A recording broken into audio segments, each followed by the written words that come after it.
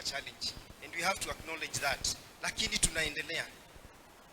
I want to acknowledge team ya my colleagues. Kindly simameni tu. The assistant chiefs, the chiefs, kindly. Tumekuwa tukifanya kazi na wao, lakini we are still yet kufika pale tunataka kufika. Your Excellency, nataka nikushukuru sana. Because tukipigana na hiyo pombe, tumekuwa tukifikiria hawa vijana, what other option is there for them? But you've now given us that option. Tumekuwa tukifanya na Bishop Barnabas since alianza hii kazi. Na ninataka nimshukuru sana.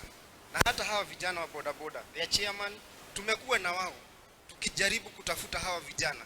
Tumekuwa tukikutana nao huko mashinani, tunajaribu kuongea na wao. And I'm happy ile maono ulikuwa nayo ya kuwapeleka kuanzisha hii imefikia.